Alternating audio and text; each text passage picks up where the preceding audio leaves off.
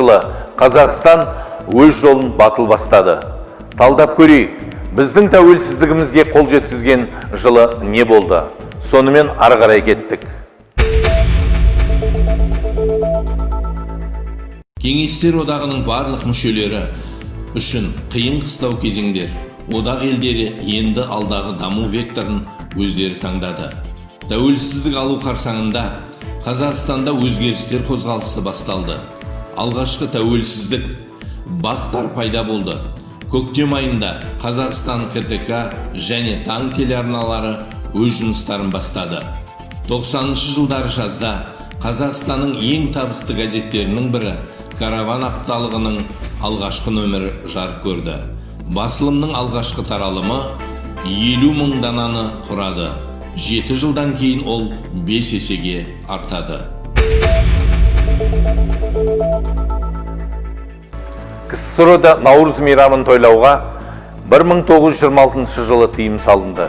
Араға 60 жыл салып, Нұрсұлтан Назарбаев халықты көктем мерекесі Наурызды тойлау туралы жарлыққа қол қойды. 22 Наурыз мереке күні ретінде жарияланды.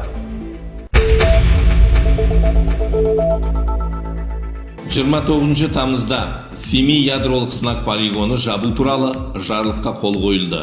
Осы уақыт аралығында полигонда 473 ядролық қару сынағы өткізілген. Радиация 1,7 миллионнан аса адам мекендеген 304 мың шаршы метр аумаққа әсер етті. Полигонның жабылуын көптеген қоғам қайраткерлері қолдады. Бірақ жабылуына ерекше үлес қосқан Невада Семей қозғалысы болды. Оның көшбасшысы Олжас Сүлейменов болды. 1991 жылы 2 қазанды Байқоңыр ғарыш айлағының 40 жыл толғанда алғаш қазақ Тоқтар Әубәкіров ғарышқа ұшты. Тоқтар Әубәкіров тәуелсіз Қазақстанның ғарыштық тарихының бетін ашты. Союз бастапқы кешеннің бақылау пункті нағыз қазақ ауылына айналды. Барлық жерде киіз үйлер тігіліп, тарихта тұңғыш рет алдына домбыра ойналды. Тоқтар ғарышта 7 күн 22 сағат 13 минут болды.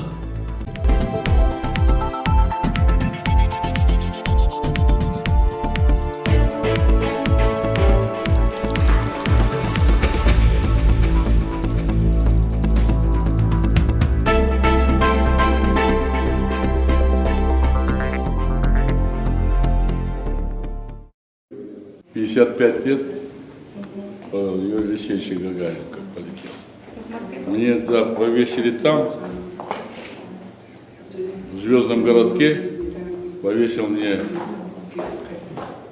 Но я думаю, что вы должны здесь как экспонат. Спасибо вам. Спасибо большое. Спасибо.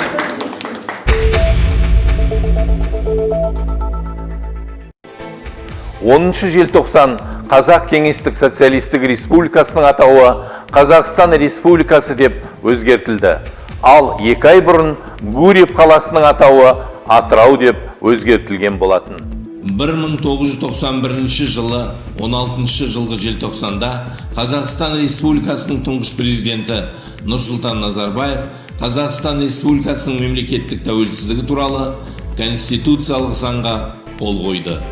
Қазақстанның тәуелсіздігін мойындаған алғашқы ел Түркия болды.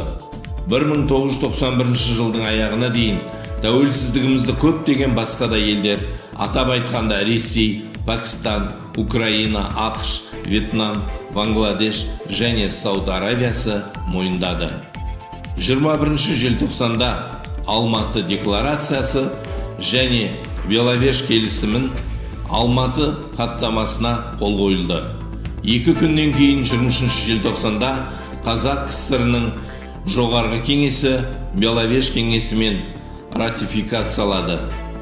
Бұл КСР-ның жұмыс істеуінің ресми тоқтатылуын және ТМД құрылуын білдірді. Бұл Қазақстан үшін де, жалпы әлем үшін де жемісті жыл болды.